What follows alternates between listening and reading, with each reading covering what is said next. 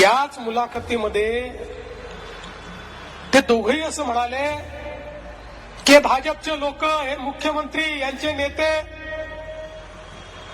यांचा कोणाचाही जन्म मुंबईमध्ये झालेला नाही आणि म्हणून मुंबईबद्दल यांना काही माहिती नाही.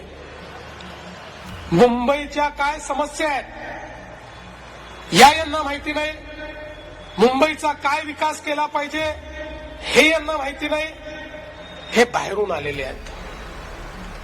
आता मला सांगा, हिंदू हृदय सम्राट शिवसेना प्रमुख बाळासाहेब ठाकरे यांच्यापेक्षा जास्त मुंबई कोणाला माहिती होती का? त्यांना सर्वात चांगली मुंबई माहिती होती. मुंबईकरांची नाडी माहिती होती. मुंबईची संकल्पना, मुंबईचा विकास माहिती होता. त्यांचा जन्म तर पुण्यात झाला होता. ते काही मुंबईमध्ये जन्मलेले नव्हते.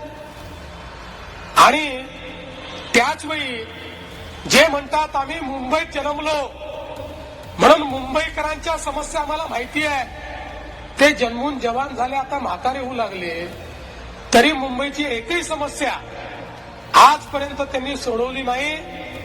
मुंबईबद्दल एकही काम ते दाखवू शकत नाही की या मुंबईकरांकरता त्यांनी काय केलं, या मुंबईतल्या मराठी माणसाकरता काय केलं, या मुंबईतल्या सामान्य माणसाच्या जीवनामध्ये परिवर्तन आणण्याकरता त्यांनी काय केलं. जर तुम्ही काहीच दाखवू शकत नाही तर केवळ मुंबईमध्ये तुम्ही जन्माला आले म्हणून तुम्हाला फुल आणि हार घालायचे का?